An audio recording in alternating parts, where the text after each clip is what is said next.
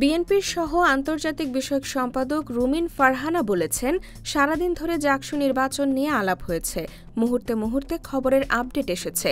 আমরা দেখেছি ছাত্রদলের প্যানেলে যারা ছিল তারা সংবাদ সম্মেলন করেছে, যারা শিবিরের প্যানেল তারাও সংবাদ সম্মেলন করেছে। এর বাইরেও যারা হল থেকে প্রার্থী হয়েছেন তারাও বিভিন্ন সময় মিডিয়ার সঙ্গে কথা বলেছেন। ৩ জন শিক্ষক এই নির্বাচনটিকে বর্জন করেছে, তারা প্রত্যেকেই একই ধরনের কথা বলেছে। কারচুপির কথা এসেছে, আগের থেকে ব্যালট বাক্স ভরে রাখার কথা এসেছে। বৃহস্পতিবার যমুনা টেলিভিশনের রাজনৈতিক টকশোতে অংশ নিয়ে এসব কথা বলেন তিনি বলেন, একটি হলে 299টি ভোট, কিন্তু সেই হলে 400টি ব্যালট পেপার কেন গেল? বলা হয়েছে 10 থেকে 20% বেশি ব্যালট পেপার ছাপানো হয়েছে। ভোটারদের ছবিযুক্ত তালিকা করার কথা ছিল, সেটাও করা হয়নি। যে যার মতো যখন খুশি ভোট দিয়ে আসতে পেরেছে।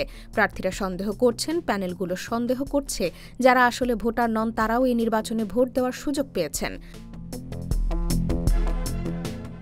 বিএনপির এই নেত্রী বলেন, কেবলমাত্র ছাত্রদল নয়, অন্য যে প্যানেল আছে তারাও এই ভোটটি স্বচ্ছ, পরিচ্ছন্ন এবং প্রশাসন তার দায়িত্ব সঠিকভাবে পালন করেছে এমনটি মনে করছে না।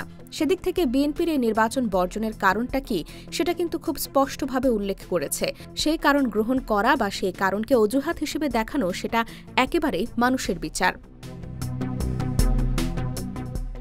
IBTV USA, new York.